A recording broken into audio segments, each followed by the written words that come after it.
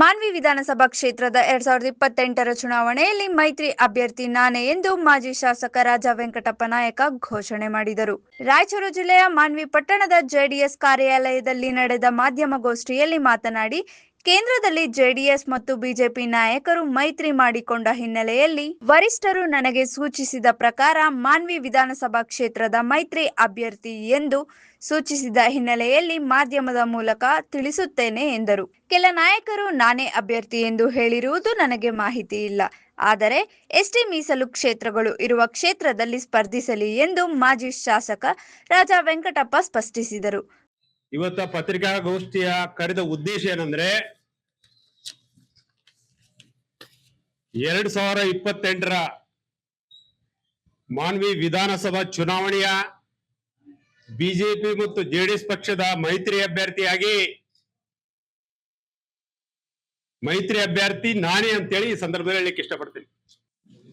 ಈಗಾಗಲೇ ಹೈಕಮಾಂಡ್ ಯಾರ್ಯಾರು ಮೈತ್ರಿ ಅಭ್ಯರ್ಥಿಗಳಿದ್ದಾರೆ, ಇವತ್ತು ಜೆಡಿಎಸ್ ಪಕ್ಷದಿಂದ ಇರ್ಬೋದು, ಬಿಜೆಪಿ ಪಕ್ಷದಿಂದ ಇರ್ಬೋದು, ಈಗಾಗಲೇ ಇಂಟರ್ನಲ್ ಆಗಿ ಡೈರೆಕ್ಷನ್ ಅನ್ನ ಕೊಡ್ತಕ್ಕಂಥ ಕೆಲಸ ಇವತ್ತ ಪಕ್ಷದ ಕಡೆಯಿಂದ ಆಗ್ತಾ ಇದೆ.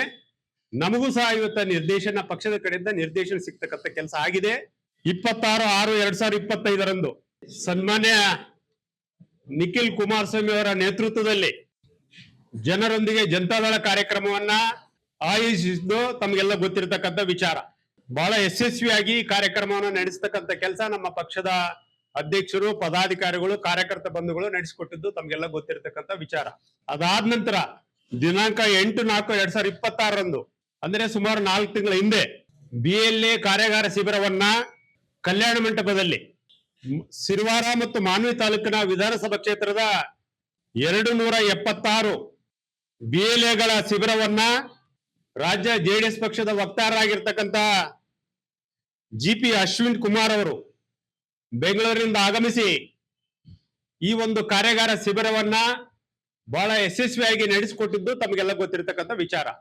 SIR ಜೂನ್ 30ರಿಂದ ಜುಲೈ 30ರವರೆಗೆ ಇವತ್ತ ಕೆಲಸ ಏನು ಮತದಾರರು ತಮ್ಮ ಮತದಾರ ಪಟ್ಟಿಯಲ್ಲಿ ಸೇರ್ಪಡೆಗೊಳಿಸ್ತಕ್ಕಂಥ ಪರಿಷ್ಕರಣೆ ಮಾಡ್ತಕ್ಕಂಥ ಕೆಲಸ ಇವತ್ತು ಸರ್ಕಾರ ಮಾಡ್ತಾ ಇದೆ, ಚುನಾವಣಾ ಆಯೋಗ ಮಾಡ್ತಾ ಇದೆ. 2028ರ ಮಾನ್ವಿ ವಿಧಾನಸಭಾ ಕ್ಷೇತ್ರದ ಚುನಾವಣೆಯಲ್ಲಿ ಬಿಜೆಪಿ ಮತ್ತು ಜೆಡಿಎಸ್ ಪಕ್ಷದ ಮೈತ್ರಿ ಅಭ್ಯರ್ಥಿಯಾಗಿ ನಾನೇ ಸ್ಪರ್ಧೆ ಮಾಡ್ತಾ ಇರ್ತಕ್ಕಂಥ ಕೆಲಸ ಮಾಡ್ತೇನೆ.